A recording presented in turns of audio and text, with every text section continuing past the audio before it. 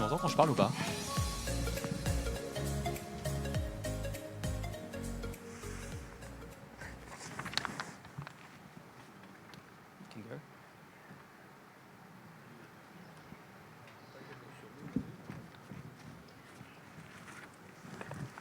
Ladies, gentlemen, killing the journalist won't kill the story. That's the powerful message we will send today to enemies of the press. Welcome to Forbidden Stories panel about the Safebox Network. Many thanks to UNESCO for this opportunity to talk to you about this Safebox Network. And thanks to you all for being here in Punta del Este and online. In the first 3 months of 2022, 8 journalists were murdered in Mexico alone. The overwhelming majority of those crimes will go unpunished. And meanwhile, dozens of other reporters have been attacked, arrested, jailed in Vietnam, India, Ethiopia, and many other countries because of their publications. All of those crimes have the same goal: to silence the stories that these journalists try to publish. And in the face of this impunity, the Forbidden Stories Consortium, which coordinated the Pegasus Project investigation, which is being discussed a lot here at this conference, Forbidden Stories has developed a new response in the past few months, innovative in its approach, both journalistic and collective. It is called the Safebox Network. And it is being officially launched today on the World Press Freedom Day. I am Clément le Merlus, journalist at Forbidden Stories and Safebox Network project manager. And before presenting to you the other speakers, let's watch a video that will explain well how the Safebox Network works. Si a mí me hacen algo, no queda aquí. If I have an issue, it won't stop here.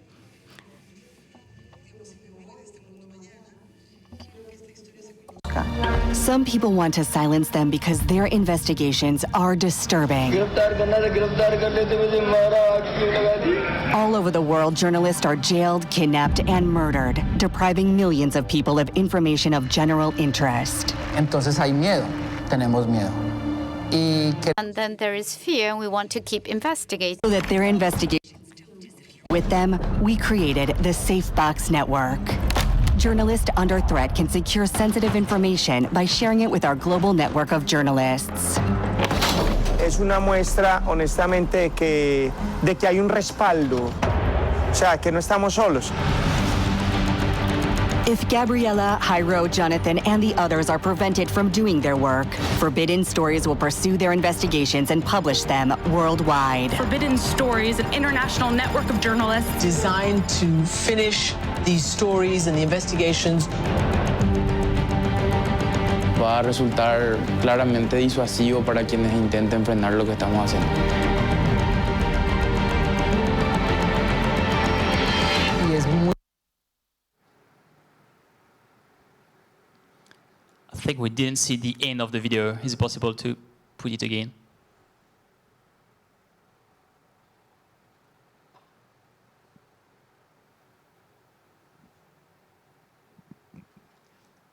Yes, no.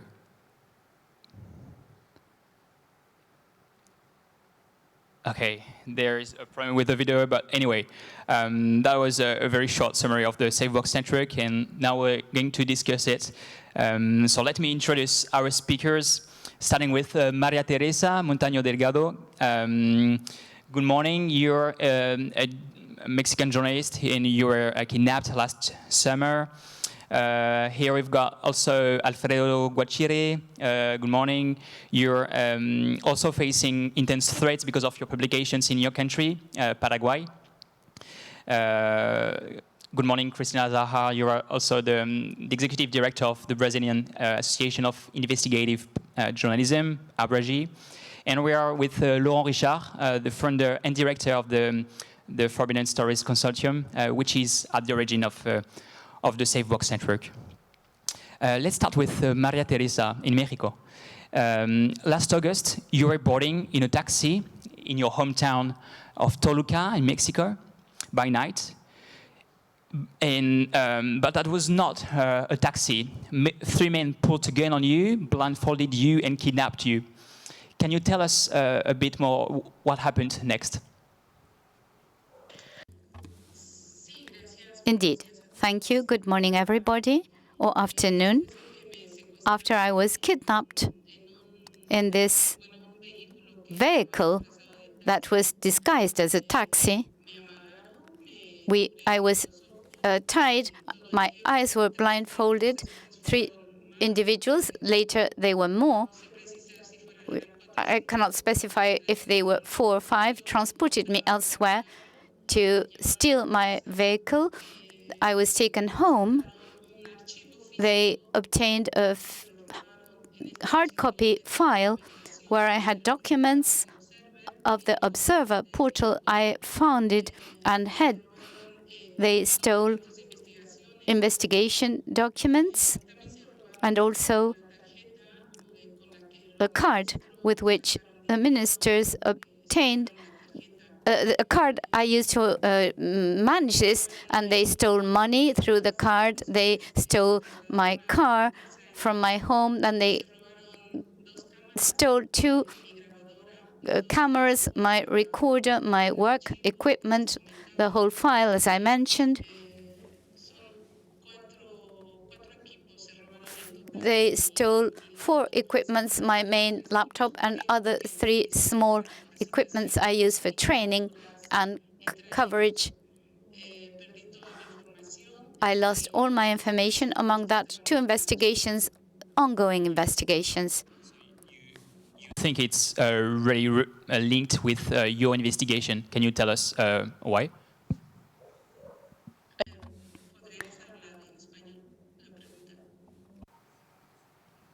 I think there's translation.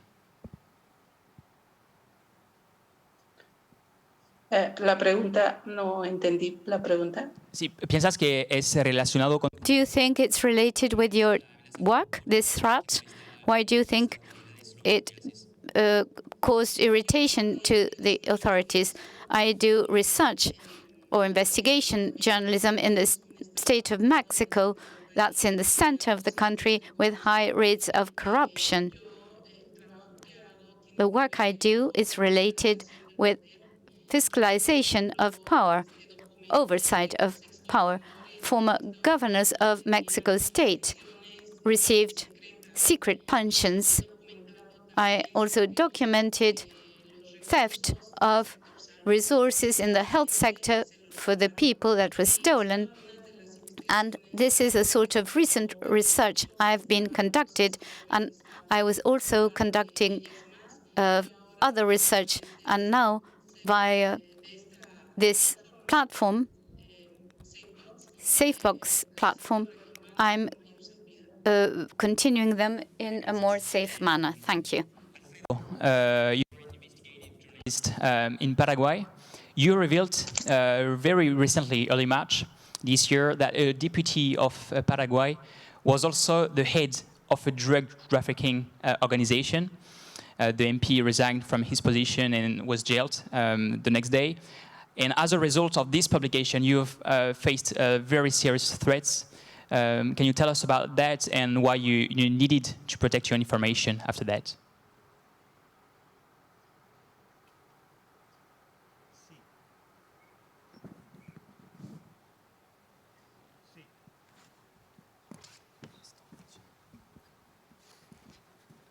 Gracias, Clément. Thank you, Clément.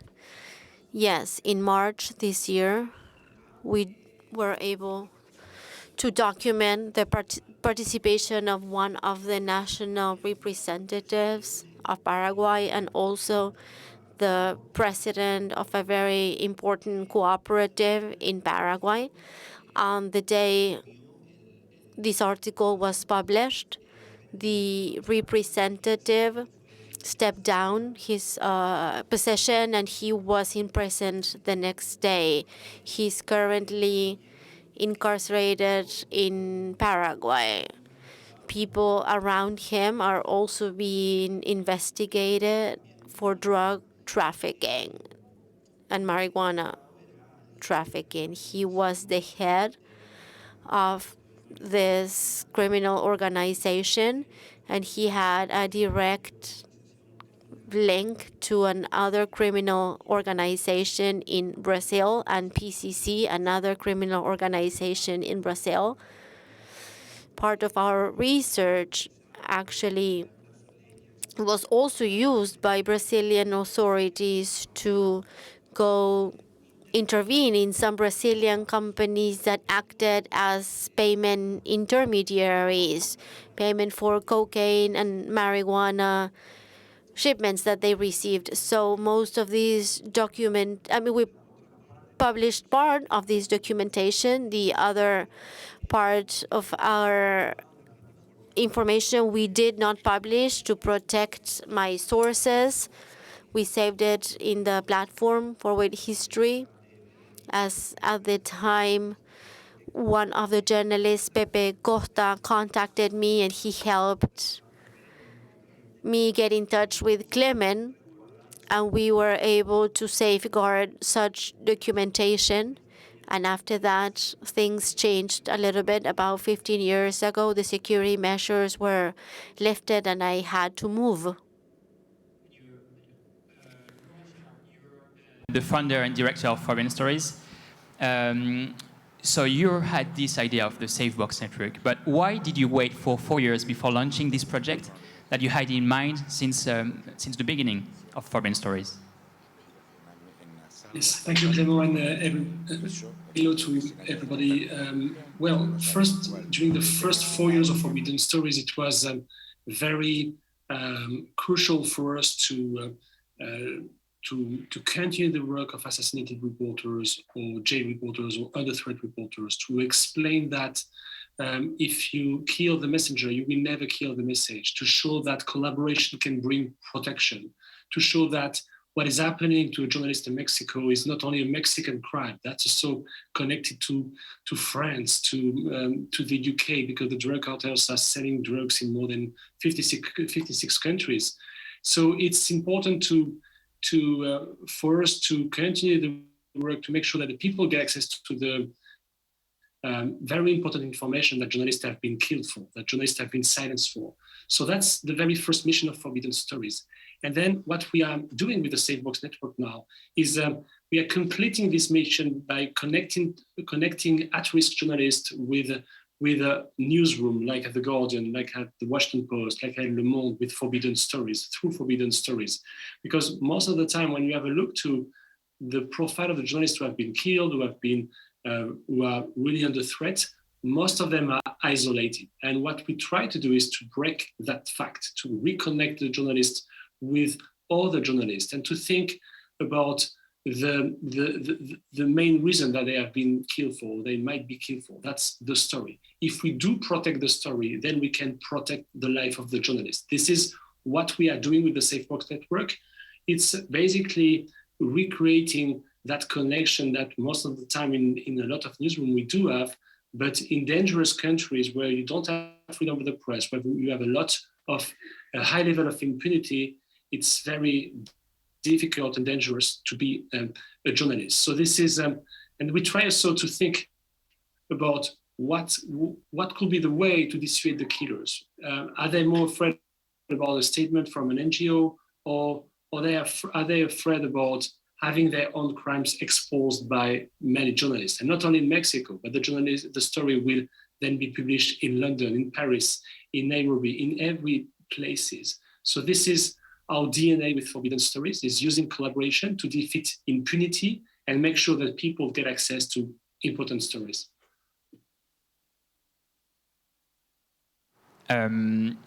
Alfredo, a question about your protection of your information with Foreign Stories.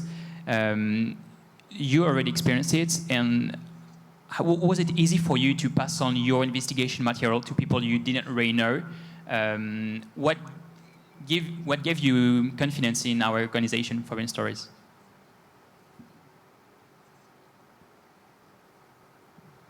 Bueno, Well, first of all, I was desperate in that moment. I was at a very harsh time. I was being harassed. I was being threatened. And at that time, a journalist contacted me, and he, at the same time, put me in contact with Clément, who is the coordinator at Forbidden Stories. And Clément and I started talking, and I, as part of my nature, I like talking to people, and I started trusting them more, and I found the platform to be very reliable. I was trying to find a way to protect or to safeguard my information online for security purposes.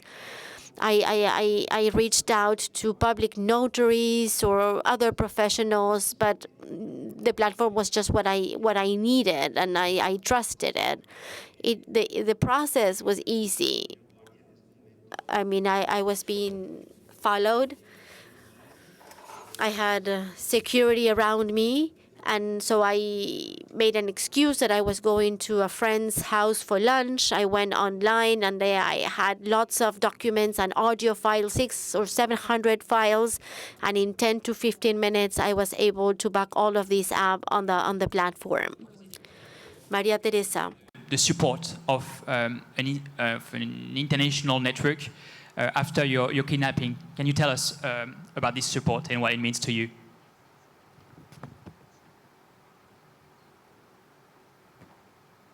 No podemos oírte. We cannot hear you. Thank you. The support was very important to me, that after such a violent event, you got in touch with me. Forbidden Stories reached out to invite me to join the network and protect my information and be able to carry on with my job, with my work and my research more safely. And I think it's also been important that you've welcomed me and that you are protecting me. As after the kidnapping, I've been isolated, I've been shut down due to the influence of the government itself. Some of my colleagues won't even come near me. They do not interact with me. Actually, it is forbidden for them to do so. And this is due to the corruption, and that affects other colleagues and journalists through the use of public funds that are channeled through advertising, and I've been marginalized. So the fact that this organization has welcomed me and offered this tool that's made it possible to carry on with my job in a safe manner is invaluable. It makes me stronger as a journalist. And it's given me courage to move on. And I am very thankful. I think it is a very clever idea. When Clément reached out to me and explained what this was about, I thought it was a great idea, great support. And after undergoing training, I mean, it is really easy to use. It is a backup for your research. And I know that if anything were to happen, that would not put an end to my work. They will use it and they will carry on with it. And I think this is very important for modern societies and very important for journalists, because at the end of the day, that's what we want as journalists. We want to make a contribution through our work, through our research, to make a better to improve the societies we live in for all citizens. Laurent. Is all the information submitted, posted on the platform, then published automatically by Forbidden Stories? How does it work? No, the idea is not to publish everything that we are receiving. That we are here to continue the work if something happens. If a journalist is prevented to do his job, if he's killed, if he's kidnapped, if he's jailed, is suffering that kind of situation. So and once what we ask from the journalists is not only the investigation or the stories they are working on. We ask them to provide us some instruction how to proceed if something happened to you, where and how we can continue your work, how we can find new witnesses, new sources, new materials. We are here to think about what could be the best way, the most efficient way to continue the work. But clearly not. We won't be publishing everything that we are receiving. We are also, of course, journalists, and we will be publishing the stories once we are able to understand what is happening, what was happening. This is why we need a lot of information from the very beginning, from the journalists, in the most through the most secure and safest channels of communication. But one of the idea of that is to continue the work, of course. But the other idea, and maybe we're going to talk about that later, is to dissuade the people to kill the journalists, and is for the people who are protecting and sharing with us their investigation, is for them to let the public know and let their enemies know, enemies of the freedom of the press, enemy of reporters, to let them know that they are not anymore alone, and if something happened to them, then the story will be finished and continued by all the ones. So it doesn't make sense to kill a reporter if you know that there is all 80 other reporters ready to continue. So that's also the goal, is to dissuade the people to kill or to hurt some journalists because of their work. Cristina, Zahar, you're the executive director of ABRAJI, the Brazilian Association of Investigative Journalism, and ABRAJI is a partner of the Safebox Network. Why did you decide to support the Safebox Network? Why did you think it was this response to defeat impunity for crimes against journalists was unique? Well, as an association that defends press freedom in Brazil, the Brazilian Association of Investigative Journalism, it was natural when Forbidden Stories came and presented this project to us. And I think it's very important because this is linked somehow to what we do at the Tim Lopes program. And I think the Safebox Network is good because before the journalist is threatened or even killed, he can have a safe storage.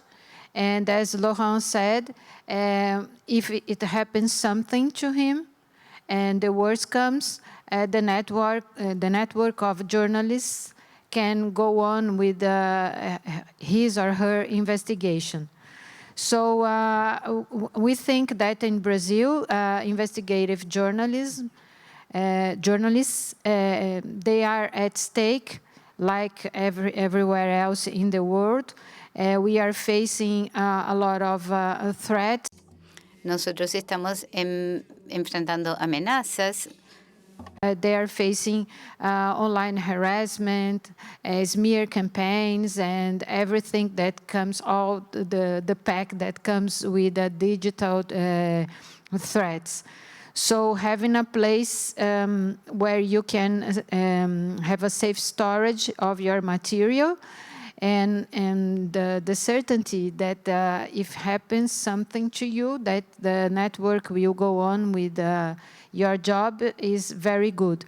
Because our program, the Tim Lopes program, we investigate the killing of journalists. So we came a step after the Safebox network. So we hope we cannot include cases anymore at the Tim Lopes program if they can count on the Safebox network.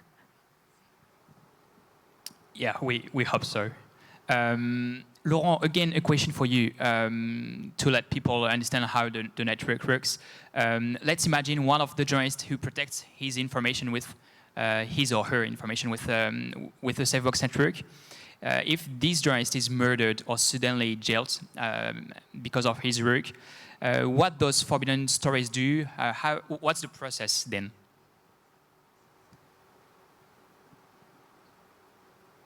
So the process is in Forbidden Stories offices, we will collect frequently all the materials that have been that will be uploaded by the journalists who have been already uploaded. So we have a vision about who is doing what and what kind of stories is investigating. If something happened, then our way to work at Forbidden Stories is a collaborative way. So that means that we are partnering with a lot of news organizations to continue the work of a journalist who have been killed or was jailed. So the way we are doing that is the first thing we try to investigate is who was behind the murder. And the other thing is to continue the work of the journalists. So we do partner with a news organization.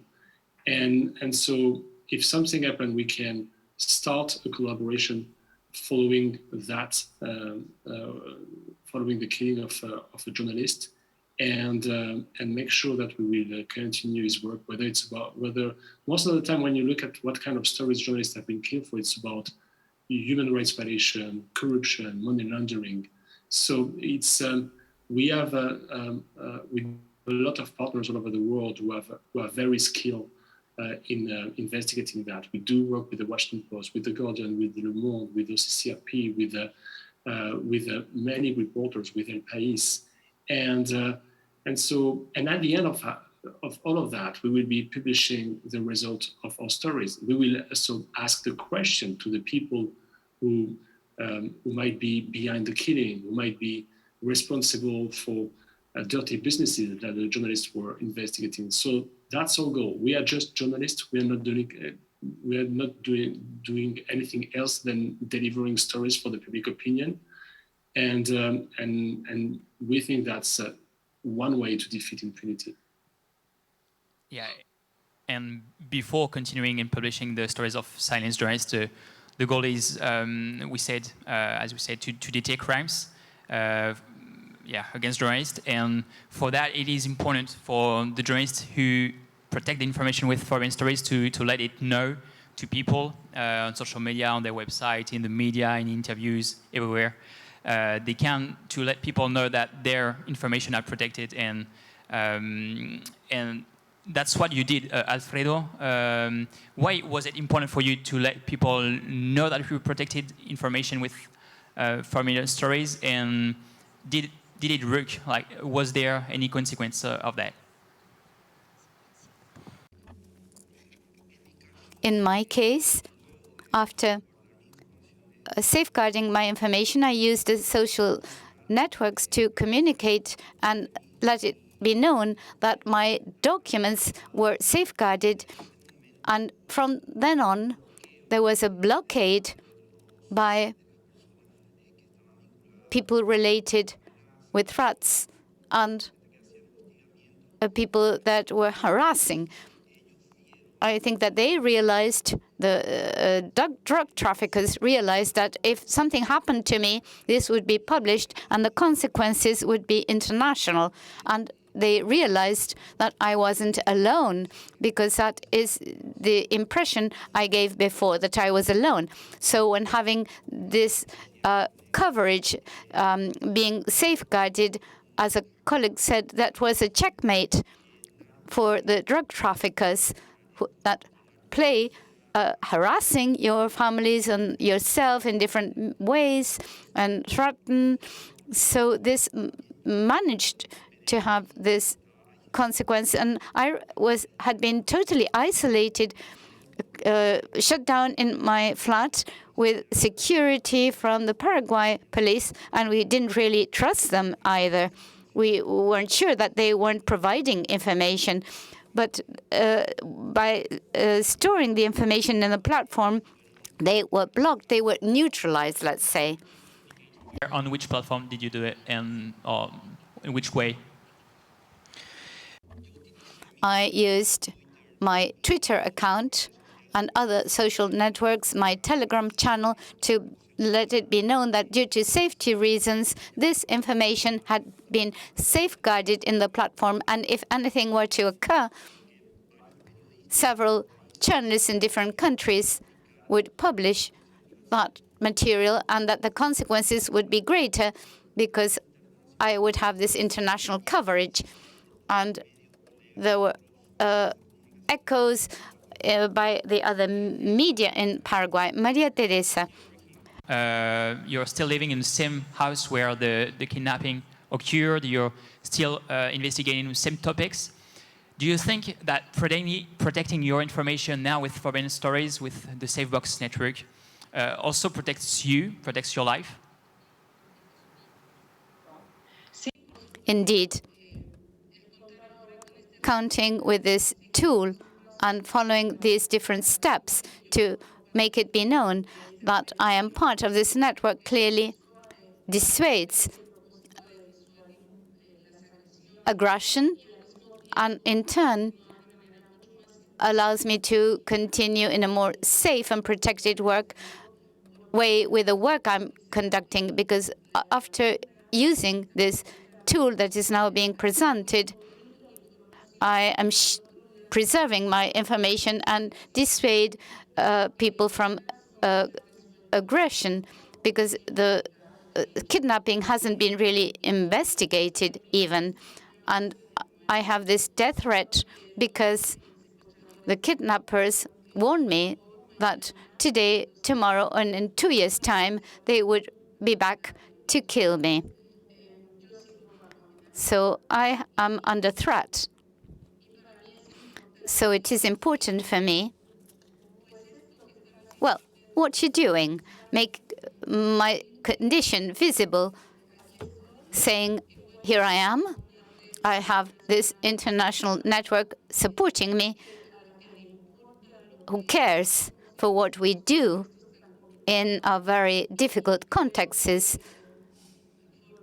And I think that Forbidden Stories is conducting a double or treble function, backing up our information and bringing us tools such as this, and in turn adding on as a caring community of journalists at risk, research journalists, and also acts to dissuade future aggression.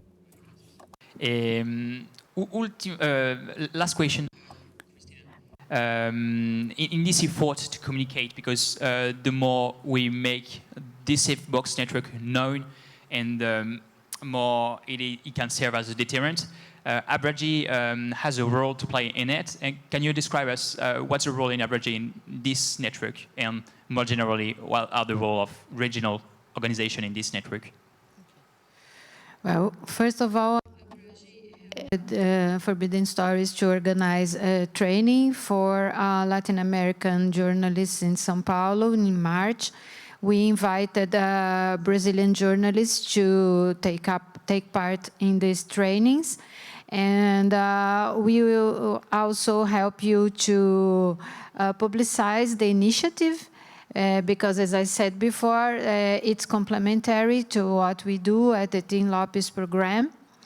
And we will also have a role in checking the backgrounds of journalists, the Brazilian journalists who want to enter the network, to see if they are serious, they are doing a good job, if they are under threat, and everything. This is a crucial, is a very important step.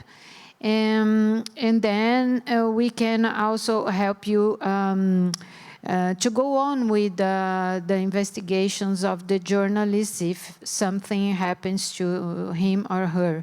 So I think, again, it is important that ABRAJI partner with you in this project, in this network, because so far we have at the Tim Lopes program, we are investigating and following the official investigations of 4 killings in Brazil. And when you are a journalist outside from urban centers in the so-called deep Brazil, things are not so beautiful, let's say the minimum. So sometimes all the crimes that we have included in the program, they happened in tiny cities out in deep Brazil. So these killings, we want them to be clarified. We want them not to go unpunished. And this program, Team Lopes, fights against impunity like the Safebox Network does. Thank you, Cristina. Now it's time for the Q&A. But just before I turn the floor over to you, I just want you to know that a whole bunch of documentation has been published today on our Forbidden Stories website. And so it's dedicated for everybody, especially for endangered journalists who want to secure their investigation material with us. So there is a tutorial that guides step by step the journalists who want to share the information with the Safebox Network. There was the instruction sheet which Laurent talked about, and which helps give us information and will help us to continue the work of the journalist. So the journalists can fill out this instruction sheet. There's also an official directory on our website, so you can check who are the journalists part of the network who are recognized by Forbidden Stories. And finally, we've published today the video you just saw at the beginning of the conference. And so, yeah, feel free to share it, because, yeah, the more it's known and the more it can serve as a deterrent, this network. Is there any question in the audience or online?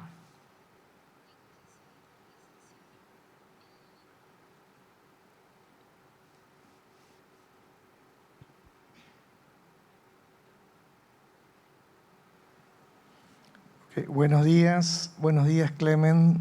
Good morning, Clément. Good morning, Alfredo and Cristina.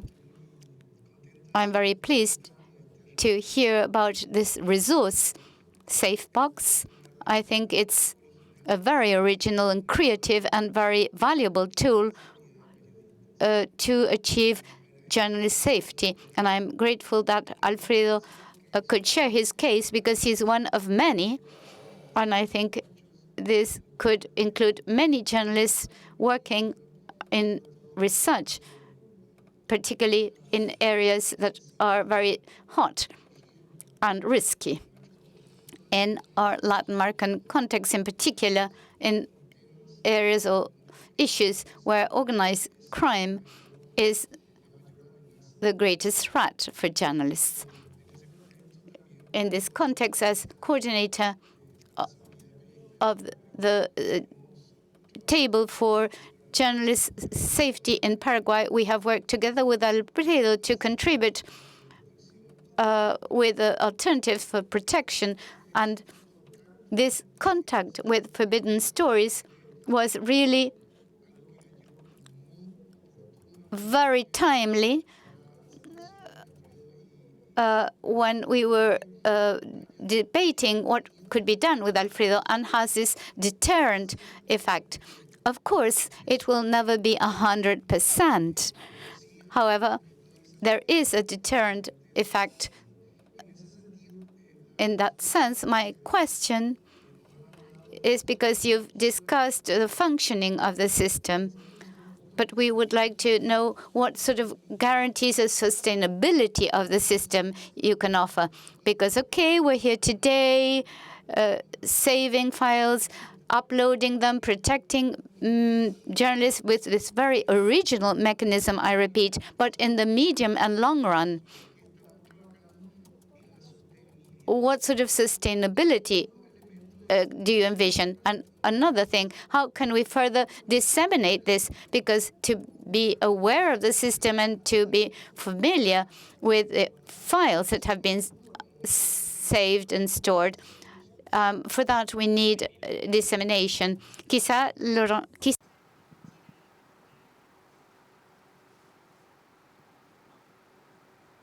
Laurent, can you hear us?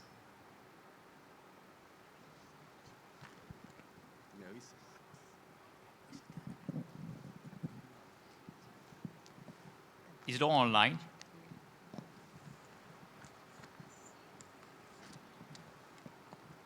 Yeah. Yes, I'm online. Can Great. you hear me? Yeah. Okay. Awesome. Okay. Thank you for your first initial remarks about how the Safebox Network can prevent some crimes and can add some protection. And about your question about how sustainable this system could be and what about the future. The first thing that the Safebox Network is not only a mechanism, it's not only an application or system, it's a way of thinking. What we believe in at Forbidden Stories, we believe in collaborative journalism. So we believe that every journalist who is under threat all over the world should be protected by sharing and by securing and by protecting his own story. We do think that, again, if we protect the stories, we can protect the journalist and the life of the journalist. The journalists are only killed because of the stories they are carrying on, because of the story they were just publishing or they are about to publish. So about the question about the sustainability, we with Forbidden Stories, we are not only an organization, I think we are starting to lead a movement with all of you, with the journalists in Paraguay, with journalists in every part of the world, where we think that isolation, what is killing journalists is the fact that they are isolated. So we need to break that chain and we need to reconnect the people. And ideally, what we would like is to initiate some other collaboration, some other Forbidden Stories, other local, regional collaboration. And that way to protect the stories, that way to tell the other one, I'm under threat. Maybe something will happen to me and I should let the public know that my stories already have a backup somewhere to protect myself. This could be a global behavior of any journalist under threat all over the world. So that's just the beginning, but we truly believe in that, and we just have to think as a journalist over this dealing with that kind of issue and about defeating censorship. Thank you, Laurent. Is there another question? Yeah, in the audience, please ask. Hola. Hello, greetings. Warm greetings to Alfredo and María Teresa, and you're not alone. I would like to know what is the mechanism, the engagement mechanism of Safebox. Exchange mechanism of Safebox with those journalists that are linked to the program, and what are the risk assessment criteria to provide protection for these journalists?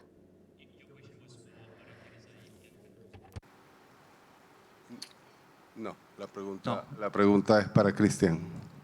No, my question is for Christian.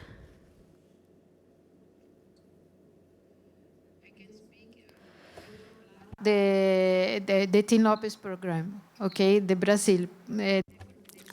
I can speak about the Brazilian experience alone.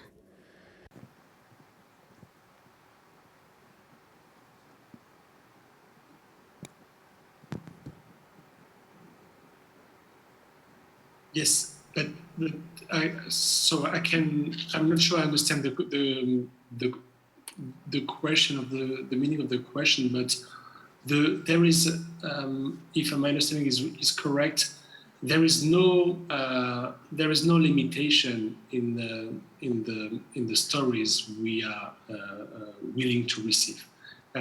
Any kind of journalist can upload, of course, for free. This is something that is free for any journalist over the planet, can decide to share with us the investigation. On our end, we do our best, thanks to the help of other organizations who are very involved and very skilled in the security and the cyber safety. We do our best to protect in the safest way the story that we are receiving. What we are what we, again, we need from the journalists is not only the stories, but it's also the instruction. And so if we are able to receive that, then we will be able to deliver a strong and powerful investigation in partnership with other partners. We do work independently, so there is no way for any kind of authorities or any kind of other personal organization to influence our work. We are just journalists, and we do work with the standards of journalism, and we do think first about the stories we can deliver to the public. Thank you.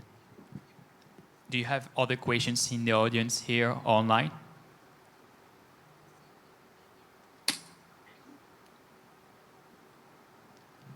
No. Maybe we can finish your answer, Laurent, about the safety. That's a question which comes back very often. Can we be sure 100% that the communications between the journalists and forbidden stories are secured, or it's not possible?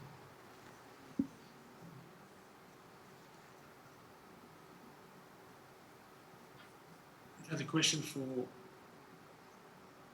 me, Clément, or No, it was just to know, can we be sure 100% that the communications with forbidden stories are secure? You started answering that, but just maybe you can give us more answer. The main thing to say about safety is first we did the Pegasus project. We were running this project in partnership with a lot of news organizations. And what we learned from the Pegasus project, that even the encrypted application that we thought were 100% secure were not 100% secure. So every device can be hacked at some point. So we have to think about that. This is why we are not arriving with a new application. We are working with Freedom of the Press Foundation, who is run by Edward Snowden, and who developed the Secure Drop, which is a whistleblower submission system that is using Tor. And the Secure Drop system and application is used by many news organizations all over the world to enable people to send some information in a very safe way, and avoiding IP surveillance. And so we try to work with the safest tool that are already existing, and that's the way we want to proceed. And so this is why we spent some time in Brazil 1 month ago with very at-risk journalists, including María, Teresa, to explain how to, step by step, how to to send some information in the most secure way. And the first initial contact is very important. This needs to be extremely safe. And this is why you can find on the website of Forbidden Stories the guide and the tutorial about how to reach out to us in the safest way. Thank you, Laurent. I think it's at the end of this panel. So just to summarize that, as we've seen today, the Safebox Network is a new way to detect crimes against journalists. It is a collective, global, and journalistic response to impunity, to defeat impunity. And now, as I said before, we invite you to spread the word, because the more the Safebox Network will be known, and the more it can serve as a deterrent. So yeah, if you want to contact us, feel free to reach out to us through the address which is on our website, or by talking to me after this conference. Thank you to all our speakers. Thank you, UNESCO, for the opportunity to present to you today the Safebox Network. And thank you all for following us. And do not forget to spread the message. Killing the journalist won't kill the story. And we can watch again the video we didn't see. We didn't see the whole video at the beginning, so maybe we'll project it now. Thank you. Si a mí me hacen algo, no queda aquí. Ni muerto me van a callar. Digamos, si me voy de este mundo mañana, quiero que esta historia se conozca. Some people want to silence them because their investigations are disturbing. All over the world, journalists are jailed, kidnapped, and murdered, depriving millions of people of information of general interest. Entonces hay miedo. tenemos miedo. Y queremos seguir investigando. So that their investigations don't disappear with them, we created the Safebox Network. Journalists under threat can secure sensitive information by sharing it with our global network of journalists. Es una muestra, honestamente, de que hay un respaldo, o sea, que no estamos solos.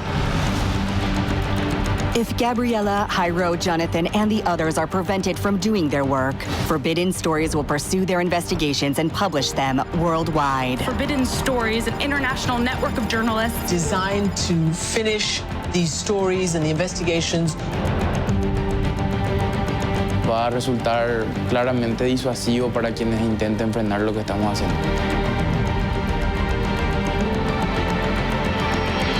Y es muy bueno hacerle saber a quien está del otro lado que así le pase algo a uno, la investigación se va a publicar. Que los grupos lo pensaran 2 veces antes de hacer una acción de este tipo. I finally feel like I'm not alone anymore. Creo que de alguna manera protege nuestro trabajo y nuestra vida.